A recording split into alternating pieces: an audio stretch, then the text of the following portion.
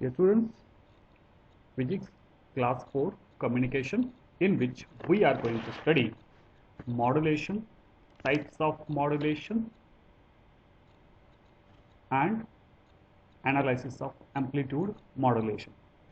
So, in the last class, we discussed what is modulation already and why modulation is extremely necessary in case of communication, because the audio signal frequency determines the energy of the wave, and frequency is small, so it cannot travel for a longer distance. So therefore, in order to send that audio signal or EM wave for a longer distance, we superpose the audio signal on the carrier wave to send that wave for a longer distance. Okay, so that is the modulation. Now, the modulation is a process of changing amplitude or frequency or phase of carrier wave in accordance with the intensity of the signal. So, in types of modulation, we can change amplitude or frequency or phase of the carrier wave in accordance with the intensity of the signal wave. Means this is your signal wave whose intensity is here, that is, it is nothing but an amplitude.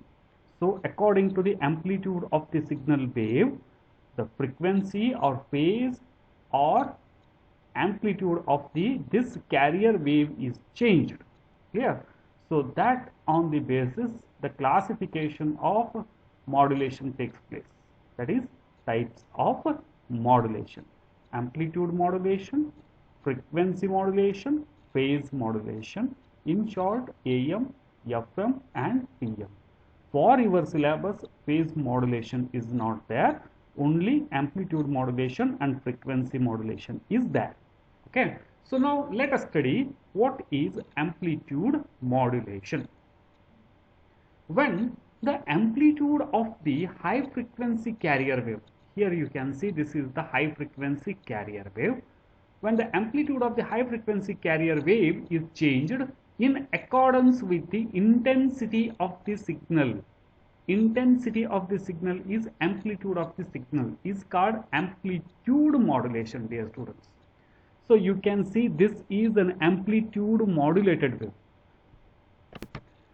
So here you can see this is a carrier wave having all the waves are having same amplitude, but when it is amplitude modulation is done, then the amplitude of the carrier wave is changed. When you look at the shape of this wave, then here you can see the amplitude of the carrier wave is changed.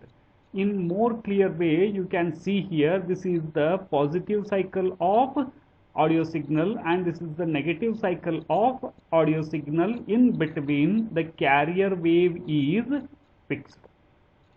So you can see this is a carrier wave and amplitude of carrier wave is set between these two positive and negative cycle of audio signal. So this wave is known as amplitude modulated wave. In this case, only the amplitude of the wave is changed in accordance with the intensity of the signal wave, but the frequency of the carrier wave or modulated wave remains unchanged. It remains constant. There is no change in the frequency of the carrier wave.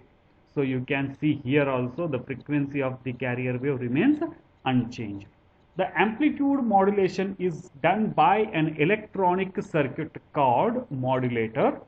The amplitude of both positive and negative half cycle, both positive, you can see both positive and negative half cycle of carrier wave are changed in accordance with the signal, but the frequency of the modulated wave remains the same. So according to this signal wave, both positive and negative half cycle, that is below this line, this is the negative cycle, above this line, this is the positive cycle of the carrier wave. So both positive and negative half cycle of the carrier wave is changed in accordance with the, that is, intensity of the signal. So this process is known as amplitude modulation, dear students. Now let us study modulation factor or modulation index. In short, we call it by M. The extent to which the amplitude of the carrier wave is changed by the signal. This is described by a factor called modulation factor. So here you can see this is actually the carrier wave amplitude. It is same, but when it is modulated, its amplitude changes. Somewhere its amplitude increases, and at this point it becomes, amplitude of the carrier wave becomes 0. Again amplitude reaches its original value, and then when it reaches some maximum positive peak or maximum negative peak, negative amplitude peak, that time the carrier wave amplitude increases more than its original amplitude. Okay, so hence it is the ratio of change in amplitude of carrier wave to the amplitude of normal unmodulated wave is called modulation factor. So modulation factor is equal to ratio of amplitude change of carrier wave divided by normal carrier wave. So here the change in amplitude is when you draw a line across here, then this much amount, that is the amplitude of the carrier wave, is changed. Okay, so now it can be expressed in percentage, and it is then called depth of modulation. The amplitude of the modulated wave for different value of M are as follows. When the signal amplitude is 0, the amplitude of the carrier wave is unchanged. Amplitude change of carrier wave is equal to 0, and amplitude of normal wave is A only.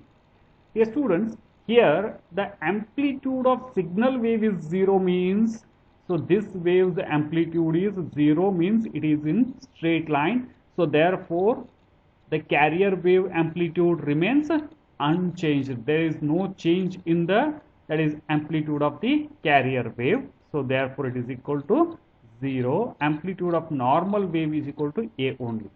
When the signal amplitude is equal to carrier amplitude, the amplitude of carrier wave varies between 2A and 0. When signal amplitude is equal to carrier amplitude, in the sense its amplitude and the signal's amplitude are equal. If both are equal, and when it is modulated, then the modulated wave whose amplitude varies between, that is, the carrier wave is modulated, then the modulated carrier wave varies between 2A and 0. So therefore the change in carrier amplitude is equal to 2A minus A, that it is equal to A only. Clear? So the modulation factor M is equal to, that is, amplitude change of carrier wave divided by normal carrier wave, that is, A divided by A is equal to 1, or it is said to be 100%. Thus the carrier wave is said to be 100% modulated. In the third case, when the signal amplitude is 1/2 of the carrier amplitude. Dear students, here this is the signal amplitude, this is the carrier amplitude. If its amplitude is 1/2 of the carrier amplitude kina signal amplitude strength half irutte, amplitude half iddre enagutte. So in that case the amplitude of the carrier wave varies between 1.5A to 0.5A. So therefore change in carrier amplitude is equal to 1.5A minus A, that it is equal to 0.5. Clear? So therefore modulation index M is equal to 0.5 A divided by A, that is equal to 0.5 or 50%. Thus the carrier wave is said to be 50% modulated. Clear? So next, in the fourth case, when the signal amplitude is 2A, the carrier wave becomes 3A. Then the change in carrier amplitude is equal to 3A minus A is equal to 2A. So therefore modulation index M is equal to 2A divided by A is equal to 2, that is 200%. The carrier wave is said to be 200% modulated, dear students. Now, dear students, we studied modulation factor or modulation index. So what is the use of this modulation factor or modulation index in case of, that is, amplitude modulation? Let us study. So, significance of modulation factor. The modulation factor is very important since it determines the strength and quality of the transmitting signal. So when we modulate the wave, we cannot make it as we require.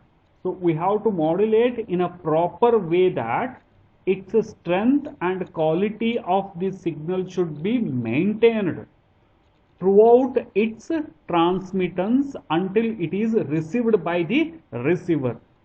By considering this fact, modulation factor determines the quality and strength of the signal. Okay, hence modulation factor is extremely necessary in case of communication or modulation. So let us study one by one. When the carrier wave modulated to a small degree, the amount of carrier amplitude variation is small, hence the audio signal being transmitted will not be very, that is, small.